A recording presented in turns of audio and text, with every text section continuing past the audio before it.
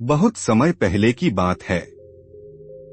भगवान बुद्ध अपने कुछ शिष्यों के साथ यात्रा कर रहे थे।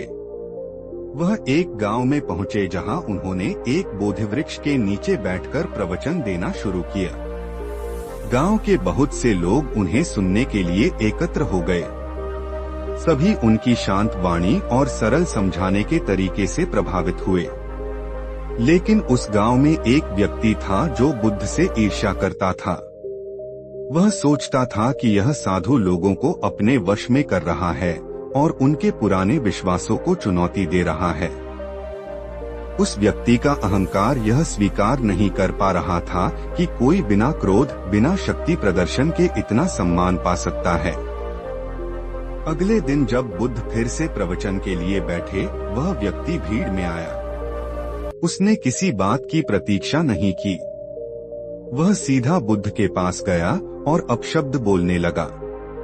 उसने कहा, तुम ढोंगी हो, तुम लोगों को बहका रहे हो, तुम्हारी बातें बेकार हैं। वह लगातार चिल्लाता रहा, लेकिन बुद्ध का चेहरा शांत रहा, जैसे कि वह कोई गहराई से बहती नदी हो जिसमें कोई पत्थर फेंके लेकिन सतह पर भी हलचल न हो। शिष्य बहुत क्रोधित हो गए। उनमें से एक ने कहा, भगवान, हमें अनुमति दीजिए, हम इसे सबक सिखाएं। बुद्ध ने अपना हाथ उठाकर सबको शांत किया। फिर उन्होंने उस व्यक्ति की ओर देखकर धीरे और सौम्यता से कहा, भाई, एक प्रश्न है मेरे मन में। अगर कोई व्यक्ति तुम्हें एक उपहार देता है लेकिन तुम उसे स्वीकार नहीं करते, तो वह उपहार किसका रहेगा? वह व्यक्ति कुछ चौंक गया, लेकिन बोला, स्वाभाविक है, उस व्यक्ति का ही रहेगा जिसने वह उपहार दिया था। बुद्ध मुस्कुराए और बोले, ठीक वैसे ही तुमने जो अपशब्द दिए, क्रोध और द्वेष का जो उपहार मुझे देना चाहा, मैंने उसे स्वीकार नहीं किया, इसलिए वह सब तुम्हारे पास ही वापस लौट गया है। मैं न तो तुम्हारे क्रोध का भार उठाऊंगा और न ही उसका उत्तर दूंगा। यह सुनकर वहाँ सन्नाटा छा गया।